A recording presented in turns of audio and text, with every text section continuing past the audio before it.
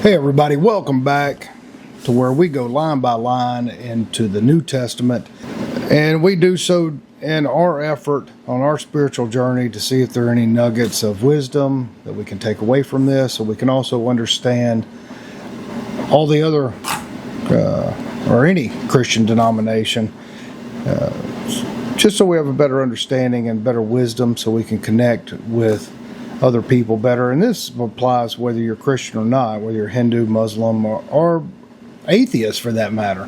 We all need to understand each other so that we can shrinken the divides.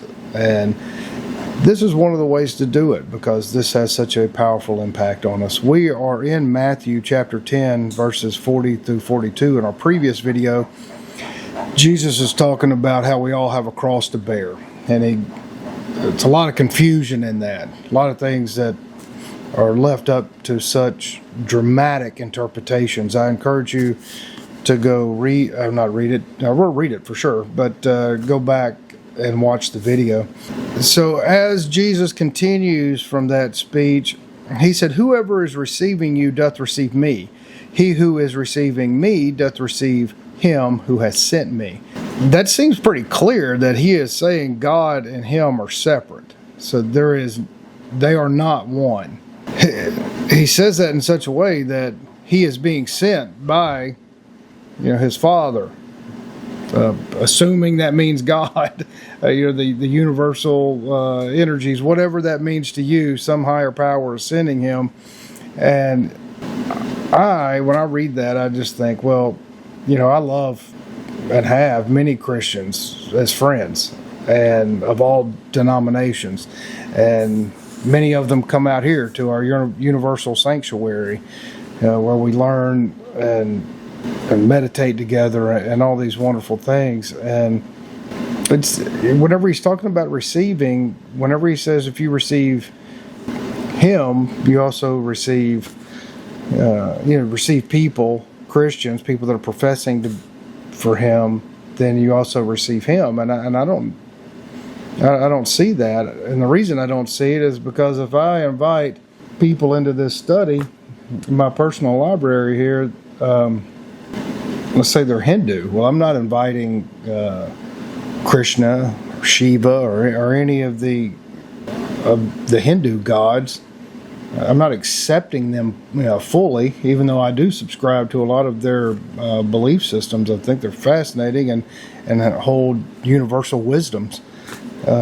Same with Christianity. Just because I'm sitting here with a Christian and we're talking about spiritual wisdom and how to apply those to our lives and our sanctuary, and how to live better and connect to Mother Nature and the energies that all are a little different to everybody. That doesn't mean I accept them. So what exactly does that mean? See, all these things are very confusing, especially if you are ardent, you're forceful in the belief that this is the specific word of God and not the writings of scribes for the benefit of the priestly class, or the authoritarian class. Why is it so vague? Why can it be left up easily to so many interpretations? I don't know. It's an interesting thing to me, and I would think it was for you. And Jesus just doesn't go on and explain himself at all.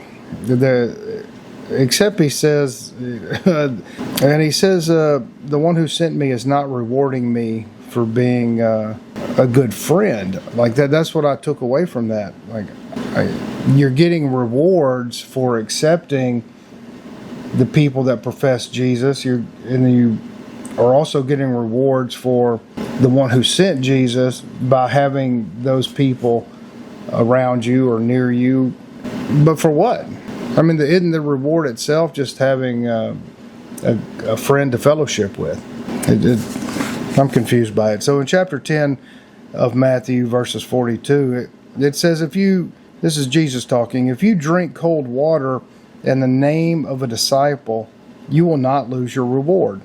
Now that's really specific. So if you drink cold water, he doesn't say drink beer or wine or drink Coke or something else. He said drink cold water, you will not lose your reward. Well, what is the reward, and why are you getting a reward for drinking cold water with the disciple? And that places disciples as almost like a demigod, like they're by being with them and drinking from them. That's very specific to people at that time while those disciples are alive.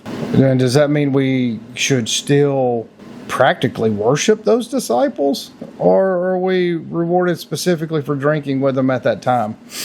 I don't know. That's way confusing and so vague. If any of you scholars would like to explain, or any of you people that study this like we do here, then I would love for your kind comments. And unfortunately, we have so many people in the world that leave the silliest and just mean comments. I probably should leave them up, but I don't.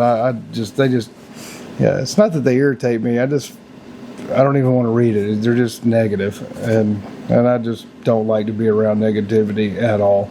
So thank y'all for joining. This is a daunting task. We're going to continue in the next video with Jesus's talk, and it's still confusing. So thank you for joining. We at our sanctuary here, we get together every Sunday at 1:15, where we talk about issues and tools that we know that we have to use, that the infinite has obviously given us. We are from the earth. We are from this cosmos. The energies around us are obvious, and they're scientifically proven and measurable. There is energy everywhere, and that energy created and spawned our consciousness, and in doing so, we have been granted all of these tools of self-awareness and meditation and fellowship and communication, the art of listening, all of these wonderful things that we go into in depth at the Mystics of Texas. That's our other YouTube channel, and that's what we do on Sundays at 1:15. So if you're interested in that and you would like to come out and meet and get to know people who value maintaining and strengthening relationships and fellowship and in meditation, then I encourage you to come out and see us. We're right on the Louisiana-Texas border. Thank you for joining us. We'll see you next time.